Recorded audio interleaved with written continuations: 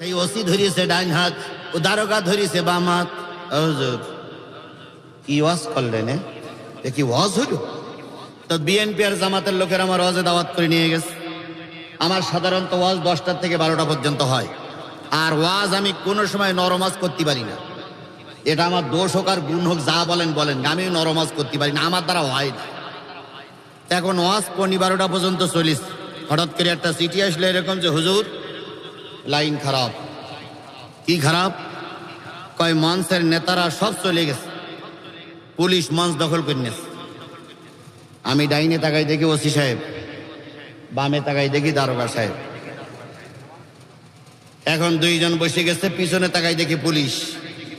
আমি চিন্তা করতেছি, আল্লাহ এরা আজকে আমার ধরবেই। আর এই 15-16 সালে সে যে কথা মনে হইলে এরা গুলি করে মারবেই। তো আমি চিন্তা করলাম সময় আছে আর 15 মিনিট, তো অন্তত এই 15 মিনিট একটু ফাটাফাটি ওয়াজ হোক, তারপরে যা হয় হবে। এবার আমি ওয়াজ করতে করতে আরো 10 মিনিট হলো, মোটামুটি আমার ভাষা অনুসারে যা পারিছি বলার পরে আরেকটা চিঠি আসলো, হুজুর টেনশন নিয়েন না, গোটা বগুড়া জেলার যত ছাত্র দল, যুব দল, শিবির, যুব শিবির সব এক জায়গায় হয়েছি আমরা। আপনাকে যেভাবে হোক মঞ্চের থেকে আমরা নামাই নেব ইনশাল্লাহ। আপনার সারা জীবন অশ্বনীছি জিহাদি ওয়াজ, আজকে জিহাদ করেই ময়দান ছাড়বো। তবে আপনি টেনশন নিয়েন না, আমরা আছি। তখন সাহস একটু বাড়ল না ভাই। বাকি আছে আর কয় মিনিট? 5 মিনিট। বিশেষ দ্রষ্টব্য, দ্বিতীয় বক্তা আপনার পিছনে চেয়ারে বসে আছে। আপনি মোনাজাত করবেন অর্ধেক, আর দ্বিতীয় বক্তার দেবেন অর্ধেক, দিয়ে ওই ফাঁকে বেরিয়ে আসবেন, আমরা আপনার নিয়ে যাব। আলহামদুলিল্লাহ আলহামদুলিল্লাহ আলহামদুলিল্লাহ। একটু সুন্দর একটা ফোন দিয়ে বাহির হয়েছে। এবার আমি চিন্তা করলাম, ফোন দিয়ে তোরা একটু বের করলে আমার একটু বের করা দরকার।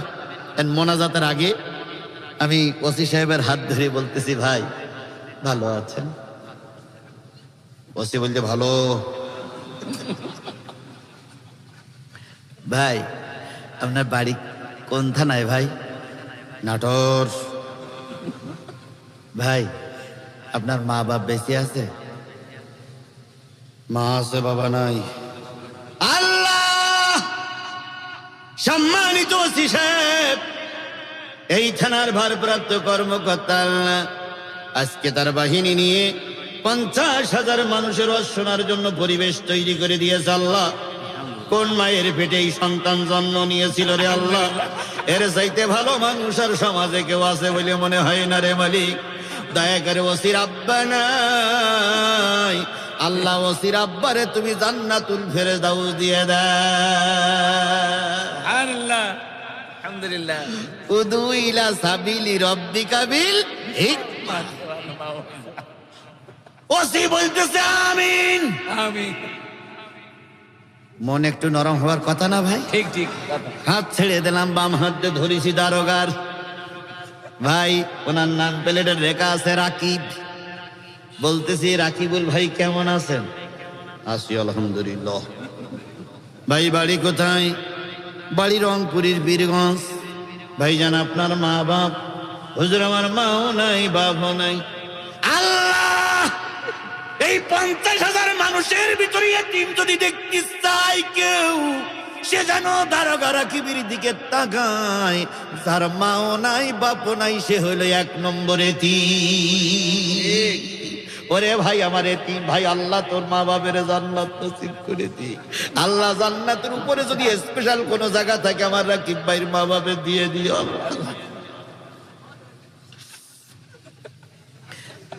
এই দুইজনে একটু মন নরম হয়েছে না হয়নি? এবার পিছনে দারোগা গুলো তাকাই দেখি, ওসি আর ও পিছনে কনস্টেবল গুলোর দিকে তাকাই দেখি, ওসি যার নির্দেশ দেবে, দারোগা যা নির্দেশ দেবে তাই অপেক্ষা করতেছে। এবার চিন্তা করলাম, আল্লাহ এদের মন কিছুটা নরম হয়েছে, এখনো কিছুটা গরম আছে। ডাইনে বামে সামনে তাকাই দেখি আমলীগ, যুবলীগ, ছাত্রলীগ, পেশাব লীগ, পাইখানা লীগ, খাওয়া লীগ, মোতালিগ সব হাজির। সবার হাতে হাতে লাঠি, কারণ মাথায় হেলমেট। ওরা রামদা কুরুল নিয়ে দাঁড়াইয়াছে, আমাকে মারবে। এবার আমি বললাম, ভাই রে, আমি যতদূর কোরআন হাদিস ঘেটে দেখেছি, চোখ হালকা করে মোনাজাতের চাইতে যদি কেউ চোখ বন্ধ করে মোনাজাত করে, এই মোনাজাতটা আল্লাহর কাছে বেশি কবুল হয়।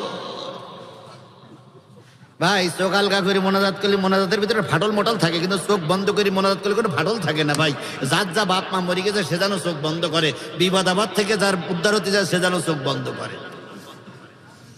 তাকাই দেখি ওসি সাহেব, হ্যাঁ তাকাই দেখি ওসি সাহেব চোখ এমনি আগাতে বন্ধ করিস, দারোগাও চোখ বন্ধ করে। আল্লাহ বললাম আল্লাহ এই সুযোগ। পিছনে বসে আছে দ্বিতীয় বক্তা, আমি এবার শুরু করলাম সূরা ফাতিহা ক্লাস পড়া শেষ, এবার শুরু করলাম রব্বানা যালামনা আনফুসানা। আনফুসানা সাধারণত হুজুর বসে আছে এক আলিফ টান, কিন্তু সেদিন যে কয় আলিফ টেনেছিলাম আল্লাহই ভালো জানে, কারণ আমার টার্গেট আনফুসানা বলে টান দেব, দ্বিতীয় বক্তা টেনে নিয়ে আসবো। এই জন্য আনফুসানা টানতেছি আর দ্বিতীয় বক্তার হাত ধরে বলতিস ভাই রে এই চেয়ারে আয়, এই চেয়ারে আয়, এই চেয়ারে আয়, আমি ফাঁকা মারি গোল, এই চেয়ারে আয়, এই চেয়ারে। এবার বলার সঙ্গে সঙ্গে দ্বিতীয় বক্তা সাড়া দিল, আমি উঠে গেলাম এক পাশে, দ্বিতীয় বক্তা বসে গেল চেয়ারে। এবার ওখান থেকে শুরু করে আনফুসানা ওয়া ইল্লাম তাগফির লানা ওয়া তারহামনা লানাকুনান্না মিনাল খাসিরিন। আল্লাহু আকবার। দারোগা কয় আমিন, ওসিও কয় আমিন। ওরা তো বুঝতেছে না যে সে লোক না, আর এক লোক জায়গা পাল্টাইছে। 15 মিনিট মোনাজাত হলো, 8 মিনিট আরবিতে আর 7 মিনিট বাংলায়। দারোগা ওসির বাপ মার সব জান্নাতে দেশে, আবার বের করেছে, আবার ঢুকুইছে, আবার বের করেছে, আওয়ামী লীগের ঢুকুইছে, আবার বের করেছে। মোনাজাত শেষ, যেই বলেছে লা ইলাহা ইল্লাল্লাহু মুহাম্মাদুর রাসূলুল্লাহ, সেই ওসি ধরিয়েছে ডান হাত, ও দারোগা ধরিয়েছে বাম হাত। হুজুর কি ওয়াজ করলেন? কি ওয়াজ হলো? সব তো রাজনীতি হইল। দেশের একটা প্রতিষ্ঠিত প্রধানমন্ত্রীর আপনি কবর দিয়ে গেলেন, তাই আপনার বাড়ি কোথায়? চলেন এসপি সাহেব আপনার ডাকে। দ্বিতীয় বক্তা স্থানীয়, দ্বিতীয় বক্তারও জোরা, দ্বিতীয় বক্তা বলতে কার সঙ্গে কি বলতেছেন আপনারা? আপনারা কারে ধমকাচ্ছেন? তা বলতেছে কেন আপনি জিহাদি না? চলছে আওয়ামী লীগের কাজ শুনতে গেছেন আমি কিছু জিহাদি? সে লোক কনে গেছে তার ঠিক নেই, সে লোক বলে মোনাজাতটা শেষ করো বলি তো আপনাদের সামনে তো চলে গেল। আপনারা তখন দেখতে পারলেন, আর এখন এসপি দেখতে আমি তো জিহাদি না।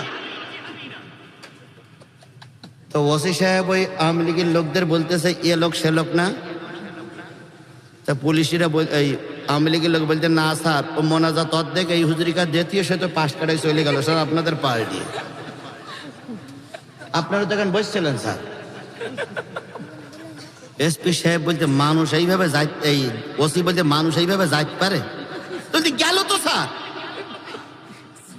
ওসি সাহেব মঞ্চে দাঁড়িয়ে এসপি সাহেবের কাছে ফোন দিয়ে বলতে স্যার উত্তরবঙ্গের সব পুলিশ যদি আপনি নিয়ে আসেন এ লোকে ধরা যাবে না, এ লোকে ধরা যাবে না স্যার। তো এসপি সাহেব বলতে কেন, ওলো কি হইস? তো বলছে স্যার মানুষ নাই, এ জেন স্যার। আমি নিজে চোখে জেন দেখেছি স্যার, আমার জীবনে কোনোদিন জেন দেখি না, আজকেই জেন দেখেছি।